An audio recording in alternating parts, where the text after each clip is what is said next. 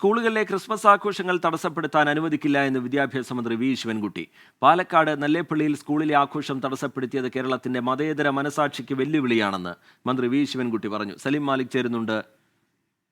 സലീം മാലിക് അല്ല, A V ജയശങ്കറാണ് ആ വാർത്തയുടെ വിശദാംശങ്ങളുമായി നമുക്കൊപ്പം ചേരുന്നത്.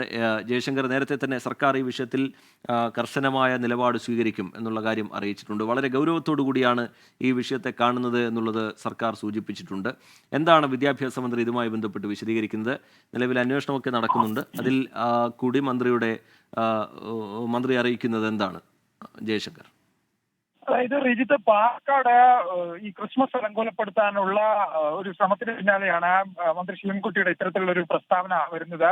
സ്കൂളുകളിലെ ക്രിസ്മസ് ആഘോഷങ്ങൾ ഒരു തരത്തിലും തടസ്സപ്പെടുത്താൻ ആരെയും അനുവദിക്കില്ല എന്നാണ് മന്ത്രി ശിവൻകുട്ടി പറയുന്നത്. ഇത്തരത്തിൽ ആഘോഷങ്ങൾ തടസ്സപ്പെടുത്തുന്നവർക്കെതിരെ കർശനമായ നടപടി ഉണ്ടാകുമെന്നും മന്ത്രി പറയുന്നത്. ഒപ്പം തന്നെ കഴിഞ്ഞ ദിവസം ഉണ്ടായ സംഭവങ്ങൾ മതേതര മനസാക്ഷിക്ക് വെല്ലുവിളി ഉണ്ടാക്കുന്ന വിഷയങ്ങളാണെന്നും മന്ത്രി പറഞ്ഞു. ചെറിയ വി ജയശങ്കർ വിവരങ്ങൾ നൽകുകയായിരുന്നു. കർശന നടപടി ഈ വിഷയത്തിൽ ഉണ്ടാകും എന്നുള്ള കാര്യം സർക്കാർ ഒരിക്കൽ കൂടി അറിയിക്കുകയാണ്.